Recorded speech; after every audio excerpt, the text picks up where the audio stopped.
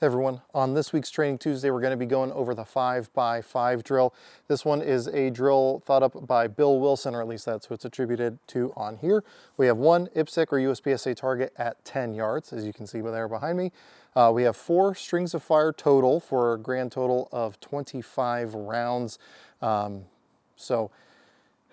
This one is going to be fairly straightforward. There's no time limits for each of the courses of fire, which to me means that the shots are going to be graded very much more on precision, which it definitely is. All shots have to be in the A zone of that target there at 10 yards.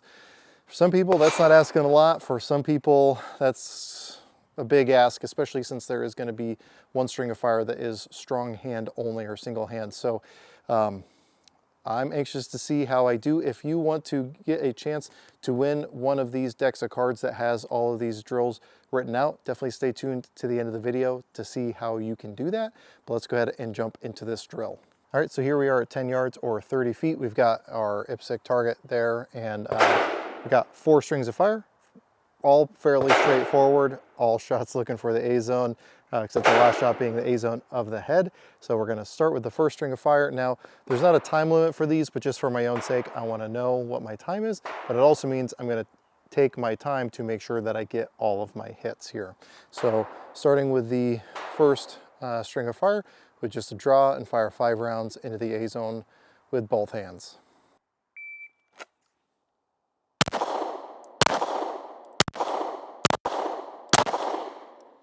Okay, all those shots look good. 5:78 was the time on that. So now for the second string of fire, we're going to draw and fire 5 rounds with support hand only.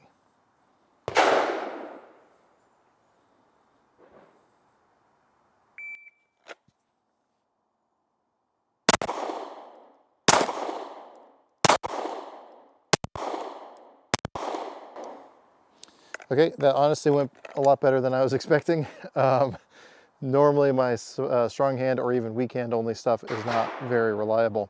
All right, so for the third string of fire, we're gonna draw, fire 5, reload, fire 5.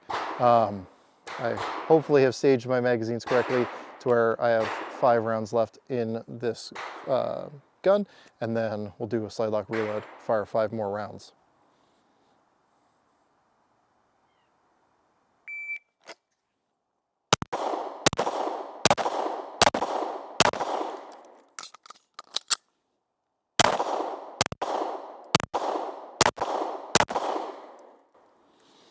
Okay, this is going swimmingly. I realized I didn't actually check my time for that second string of fire.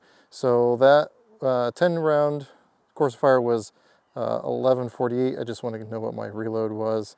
So reload was 8:13, but that also includes taking a shot at longer distance. So now for the last string of fire, we have draw, fire 4 rounds, and then fire 1 round into the A zone in the head box. So see if I can keep the luck train rolling here.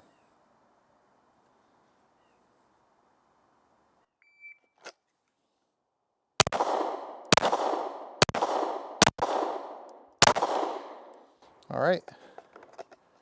I got one shot that's a little dangerously close to the edge, but I think that it is a line break. You guys know better than I do at this point from that downrange camera.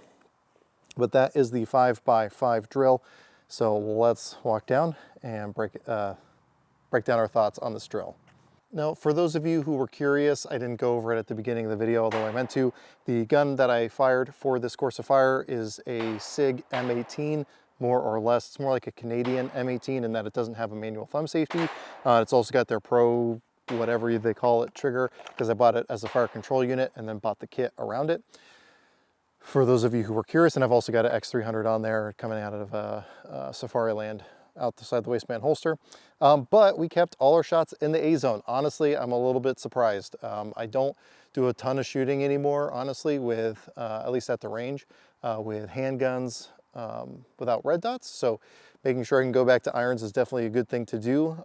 But other than the one line break we had here, which I believe was on the last the last 5-shot string of fire with the 4 shots into the body, I'm pretty sure that's where that came in, but still counts as an A zone with that line break. And then I was pretty happy with the placement there in the head. Honestly though, the biggest surprise for me was keeping it still really tight with just the strong hand only. A lot of that just comes down to trigger control and practice. That's where something like the Mantis X Trainer is a really good thing just to be using at home, so you're not actually having to go out to the range and spend money trying to see whether or not you're maintaining your skills. It's something you can do at home in the meantime. But again, another good drill from Drill Index. Again, this one a little bit more leaning into the precision side of things, which, as cool and sexy as speed is on Instagram and on YouTube, it doesn't really matter how fast you miss if you are going to miss. I believe one of those Old West figures said you can't miss fast enough to win. Or I'm sure all of you will correct me on that because I'm sure that's not exactly how it went. But anyway, there's a lot of cool flashy stuff online, but a lot of those guys don't show their hits. So making sure that you can not only go fast, but also put the rounds where you want them to go is vitally important, and especially being able to do so with single hand. Now, I know a lot of people think, or training either single hand only or support hand only is kind of a waste of time. When are you ever going to actually find yourself in that situation? A lot of you out there, I'm sure, watching this video have kids, and if you have your kids with you, odds are, especially if they're young enough that you're going to be holding them, or if they're holding onto your hand, if you're trying to guide them out of a situation, you might only have one hand available to be able to manipulate that firearm, while your other hand is in control of your child, just to make sure nothing crazy happens. Because while you by yourself might be fully capable of running away from a situation, once you have a little kid involved, that might not be as easy to do. Or let's think even more pragmatically, let's say you somehow injure your hand, like my friend Christian from the Gimp to Gunslinger series. He lost entire use of one of his hands for about 6 months, and you still want to be able to defend yourself during that period of time during an injury. So if you're not out there practicing single-handed manipulation, as he had been previous to that, he would have been in a much worse situation to be able to defend himself if something bad ever arose. So again, just something to consider. I do genuinely think it is worth your time to be out here doing it, hence why I'm making these videos and nuking my algorithm, because not a ton of people watch these. But I'm hoping that it is getting through to some of you, and I have gotten some good feedback from people. So do with all this information what you will, but I'm just trying to lower the barrier of entry for you to be able to have good, practical, pragmatic drills to be able to go out and practice either by yourself or with your buddies. Again, they're all super simple to set up. In this case, 25 rounds, 10 yards. I don't think there's a single range, indoor or outdoor, in the United States where you can't find a 10-yard distance, and 25 rounds is definitely a reasonable number of rounds to be firing. So if you want to win a deck of cards like this, you can either run this or any of the other drills that we've done so far and upload it to YouTube or Instagram, and then tag both myself and Drill Index. We give away 1 deck of cards per month, although I've been kind of slacking.